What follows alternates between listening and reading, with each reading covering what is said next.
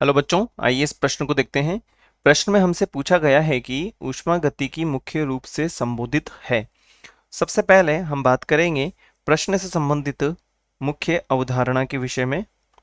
मुख्य अवधारणा जो कि संबंधित होगी, हम कह सकते हैं ऊष्मा गतिकी से।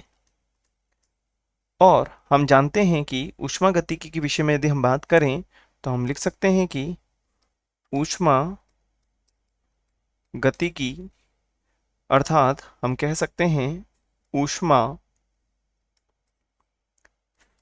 और गतिकी, या हम कह सकते हैं ऊष्मा की गति से संबंधित, गति से संबंधित, या ऊष्मा, या ऊष्मा और गति।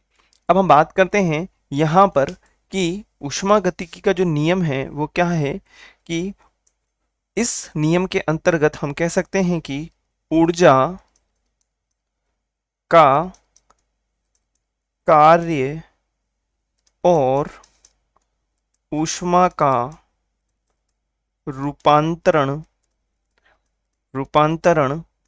तथा इसका तापमान एवं दाब, इसका तापमान एवं दाब के संबंध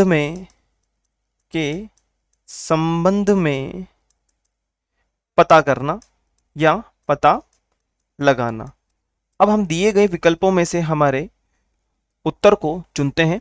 पहला हमें दिया है ऊर्जा के विभिन्न रूपों में परस्पर संबंध। अगर हम बात करें तो ऊर्जा के विभिन्न रूप हैं, एक रूप से दूसरे रूप में रूपांतरण होना। बी हमें दिया है यहाँ पर उन प्रक्रमों में ऊर्जा परिवर्तन से जो सूक्ष्म निकायों जैसे कुछ ही अणु होते हैं कि केवल प्रारंभिक एवं अंतिम अवस्थाओं पर निर्भर करता है। यदि हम बात करें सी के बारे में तो ऊर्जा अंतरण से है, यह कैसे और किस दर से संपन्न होते हैं। अर्थात हम कह सकते हैं कि ऊर्जा का रूपांतरण किस प्रकार से और कैसे वह संपन्न हो रहा है।